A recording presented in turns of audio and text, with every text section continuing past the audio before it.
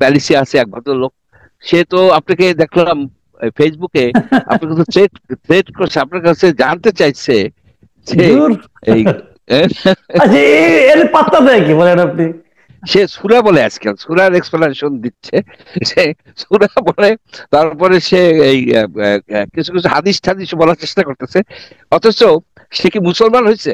কিন্তু আমাকে তাহলে কি ওনাকে যারা অনুসরণ করেন এখানে, তাদেরকে একবার আমার মাঝে মাঝে জানতে ইচ্ছা করে, ব্রাহ্মণ পীরের মুরিদ আপনারা কি করে হইলেন? তোমাদের চরকায় তোমাদের তেল দাও, আমাদের চরকায় আমরা তেল দেই, আমরা কেমনে নির্বাচন করব, দ্যাটস আওয়ার ওন ডিসিশন।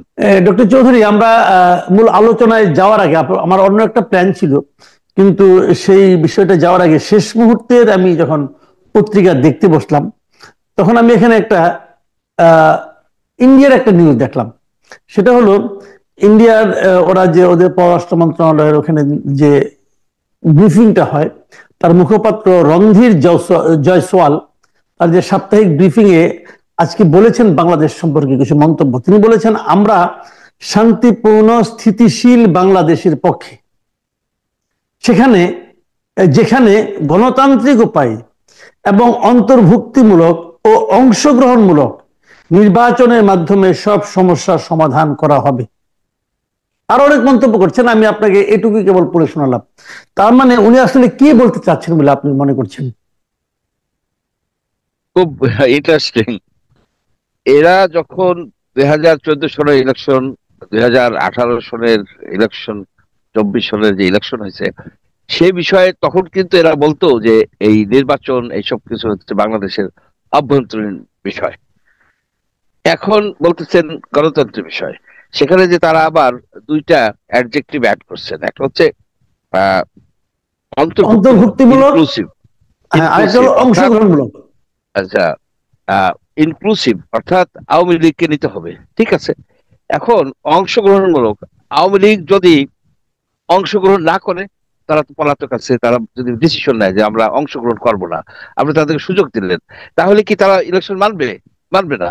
তারা তো ডিমান্ড করতেছে যে এই আওয়ামী লীগে ভোটও দিতে হবে, আওয়ামী লীগে এলাও করবা ভোটও। এই চাণক্য পণ্ডিতের সকল রকমের এই কায়দা কানুন এরা রপ্ত করছে, বুঝতে পারছেন? এদের কথায় গুরুত্ব দেওয়ার দরকার নাই। তোমাদের চরকায়, তোমরা তো চরকা কাইটেই স্বাধীন হয়েছো, ওই গান্ধীর চরকা কাইটা, তোমাদের চরকায় তোমাদের তেল দাও, আমাদের চরকায় আমরা তেল দেই, আমরা কেমনে নির্বাচন করব, দ্যাটস আওয়ার ওন ডিসিশন, এটা আমাদের জাতীয় সেটা নিয়ে আমরা ওয়ার্ক করতেছি, তোমাদের মাথা না ঘামাইলেও চলবে, এইটাই আমি মনে করি বলে দেওয়া উচিত। কিন্তু সমস্যা হলো আমাদের যে পররাষ্ট্র মন্ত্রণালয় আছে, তারা কি আহ, এই কথা, এদেরকে এই ধরনের কথা বলবেন কিনা, দ্যাটস অ্যানাদার কোশ্চেন।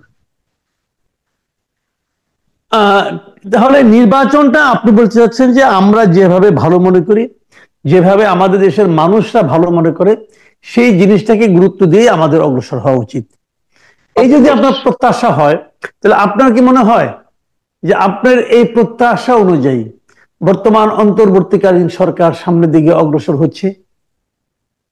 না, অন্তর্বর্তীকালীন সরকার এক জায়গায় দাঁড়ায়া লেফট রাইট করতেছে, এবং এক একজনের এক এক চিন্তা। কেউ এটাকে 5 বছর ভাবতেছে, কোনো কোনো অ্যাডভাইজার, কোনো কোনো অ্যাডভাইজার ভাবছে একটা ইলেকশন দেই। এখন সেই সরকারের তো একটা অংশ আবার দল হয়ে গেছে, বুঝতে পারছেন? একটা দল, দল হিসাবে তারা বিকশিত হয়েছে, সরকারের একটা অংশ, সেটা তার আত্মপ্রকাশও করছে। তারা যেমন আহ, তারা বলতেছে যে ইলেকশন দেরি করে দিতে হবে, ভালো কথা, কেন? আইন শৃঙ্খলা পরিস্থিতি খুব খারাপ। তার মানে কি আগামী 1 বছর পর্যন্ত কি আইন শৃঙ্খলা পরিস্থিতি এরকমই থাকবে, এই এক্সপেকটেশন? না, ভালো হইতে পারে, ভালো হলে ইলেকশন হবে।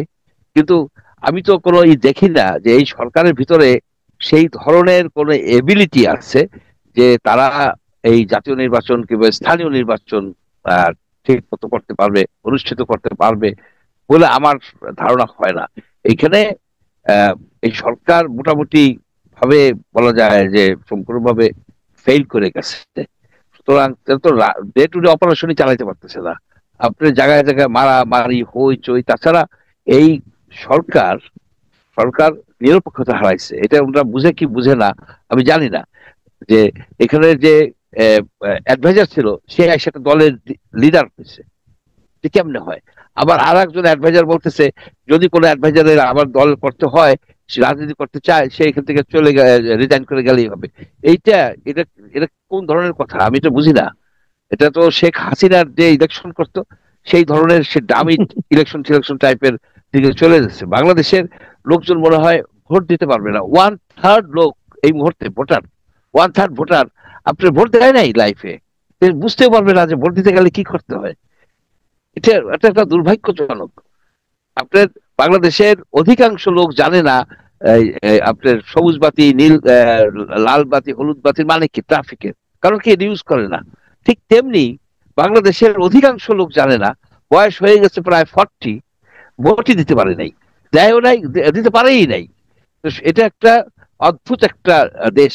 এখানে দরকার ছিল যে এমন একটা সরকার, যে সরকার শক্ত হাতে সবকিছু দমন করতে পারতো। আজকে কি হচ্ছে, আপনার এখানে মাইর হচ্ছে, ওইখানে মহিলাদের পোশাক নেয়া ই করতেছে, আপনার প্রায় হেনস্থা করতেছে, তাকে আবার ফুলের মালা ঠালা পাগড়ি ঠাগড়ি পরাইয়া অভিনন্দন জানাইতেছে।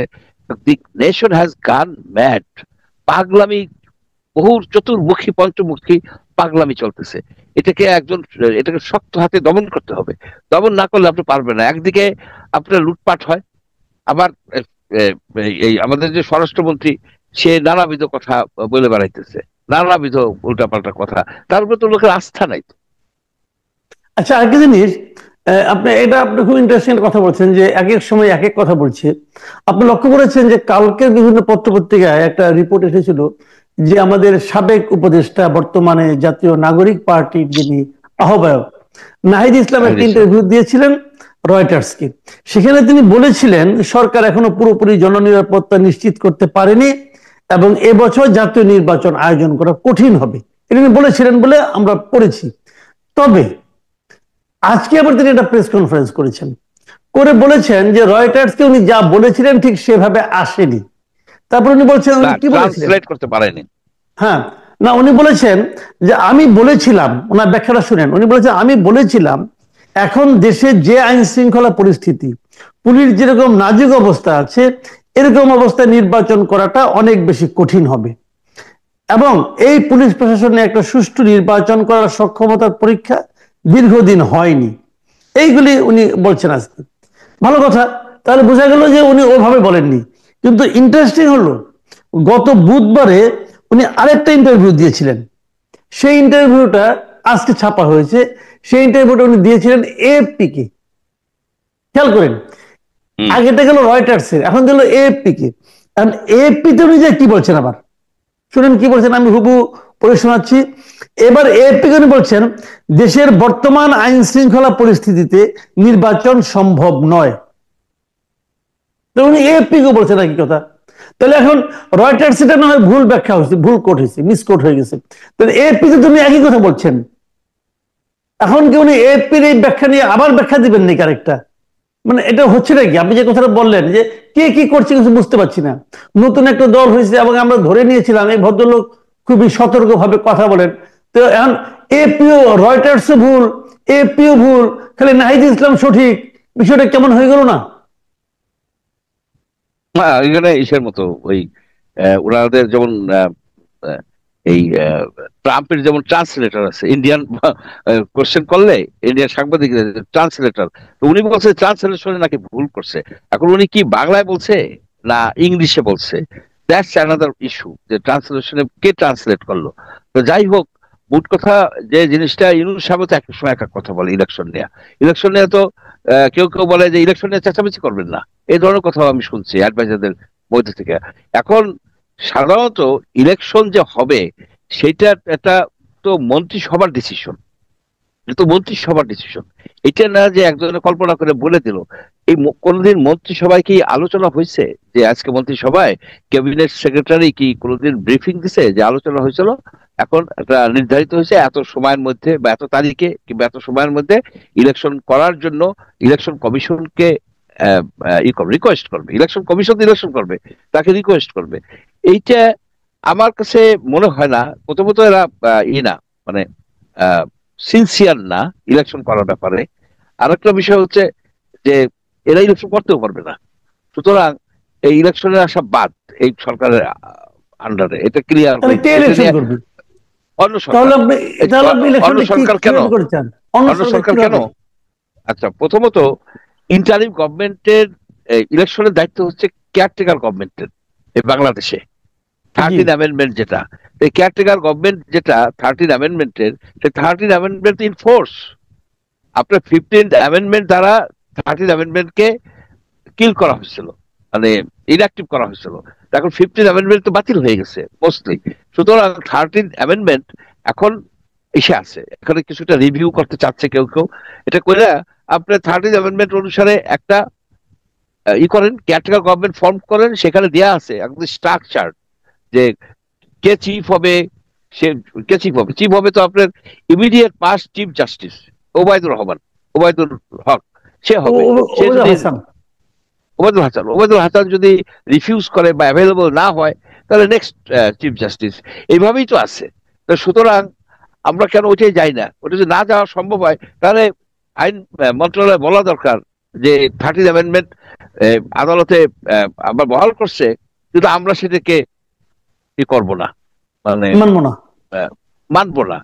এই যে কনস্টিটিউশনাল ক্রাইসিসের দিকে দেশ চলে যাচ্ছে, এই 13 অ্যামেন্ডমেন্ট কেয়ারটেকার গভর্নমেন্টের জন্য বহাল করার জন্য সবাই এত আন্দোলন করছে, এত মারামারি করছে, এত কথা বলছে, সেটা যখন বহাল হইল তখন কিন্তু কবি নীরব। আচ্ছা, এখন কিন্তু বলে না তারা, কেন বলে না? ওই যে ওবায়দুল হাসান, রাইট? তাহলে হুম তোমরা হুম হুম। এটার মধ্যেই বা যাও কেন? সেখানে যখন হয়েছে সেটাকে নিয়ে বসো, যে কনসেনসাস করে হবে যে এই চিফ অ্যাডভাইজার। জি অটোমেটিক হবে না। অটোমেটিক করলেই কিন্তু আপনি দেখবেন এই ধরনের একটা পরিস্থিতি সৃষ্টি হবে। আমি তো মনে করি না যে ওবায়দুল হাসানের আন্ডারে ফ্রি ফেয়ার নির্বাচন হবে। কেয়ারটেকার গভর্নমেন্ট হোক বা না হোক, সে ফ্রি ফেয়ার নির্বাচন করতে পারবে না বা করবেও না। সুতরাং হুম হুম। আমরা একটা we are heading towards a constitutional crisis, you have to understand. তার মানে আসলে আপনি বলতে চাচ্ছেন যে কোনো কিছুই যেভাবে হওয়া উচিত সেভাবে হচ্ছে না। না, এবং আপনি সেভাবে না। আপনি এই আমি যে মব কালচারের কথা বললেন, যেটা যে এটা আমরা তো দেখলাম যে ঢাকা ইউনিভার্সিটির যে ঘটনাটা, শেষ পর্যন্ত কিন্তু ওই মেয়েটা বাধ্য হয়েছে নানা রকম চাপে পড়ে হুম, মামলাটা উড্র করতে। সে বাধ্য হয়েছে। আজকে আবার পত্রিকা দেখলাম যে দুটো জিনিস, আমি দুটো খবর বলি। আমি ঢাকা ইউনিভার্সিটি এলাকায় এক ইউনিভার্সিটির টিচার যাচ্ছিলেন সিএনজিতে করে, মানে আপনার থ্রি হুইলারে করে। তো তাকে কয়েকজন স্টুডেন্ট ধরছে ছিনতাইয়ের জন্য। তবে যখন উনি পরিচয় দিলেন ঢাকা ইউনিভার্সিটির, তখন সরি স্যার, ভুল হয়ে গেছে, করে তারা চলে গেল। এই একটা এই একটা ঘটনা ঘটছে ঢাকা ইউনিভার্সিটিতে। আবার আপনার গুলশানে এখানে দেখলাম যে একটা গাড়ির সামনে হঠাৎ করে আচমকে এক লোক এসে দাঁড়ায় গেছে, দাঁড়ায় যে বলছে যে আমি গুলশানের রাজা, আমি যেভাবে যাবো সেভাবে যাবো। ওই গাড়িকে সে ইট দিয়া গাড়ির গ্লাস টাস ভেঙে ফেলেছে, বনেটের উপরে উঠে যে বসছে। তারপর তার ছবি ছাপা হয়েছে ইয়েতে। তারপর আরেকটা মেয়ে বলছে যে এই লোকটা আমার সঙ্গে এরকম করছিল। তারপর সেই লোককে ধরে আনছে। এইগুলি চলছে, মানে আর একটা দেখলাম যার যে ইচ্ছা। বসুন্ধরা মানে বসুন্ধরা এলাকায় দেখলাম যে ইন্ডিয়ান মনে করে ইরানিয়ান লোককে খুব দুজন ইরানিয়ানকে অ্যাটাক করছে। আর সত্য কি মিথ্যা সেটাও তো বোঝা যায় না, না অন্য দেশের বিষয়। এই এখন দেখছো ভিডিওতে? এগুলি কি চলছে? মানে এ আরে হুমকি দিচ্ছে, সে তার হুমকি দিচ্ছে, মেরে ফেলাবো, ধরে ফেলাবো, এগুলি কি? মানে দেশে এগুলি ব্যাপারে কি সরকারের কোনো ভূমিকা থাকা উচিত না? সরকার কি চুপ করে থাকবে? তারা কি এগুলো শোনেন, দেখবে না? মুজাউদ্দিনের সময় যে মগ পর্তুগিজ টর্তুগিজ অ্যাটাক করতো, এখানে ছিল মগের মুল্লুক। এখন হুম। হয়েছে কি মবের মুল্লুক। মবের মুল্লুক হয়েছে, মগের মুল্লুক আর নাই, এখন মবের মুল্লুক হয়েছে। আর একটা নতুন শব্দ বাংলা এসে ভাষায় যোগ হয়েছে, এনরিচ করছে, মব ডাকাতি। আচ্ছা। মব ডাকাতি একটা নতুন শব্দ। মব ডাকাতি, মব ক্রিয়েট করে একটা বাসায় ঢুইকা ডাকাতি করে ডাকাতি করবে। হ্যাঁ, ডাকাতি করে নিয়ে যাচ্ছে। হলো তো এখন গুলশান কয়েকদিনই হলো।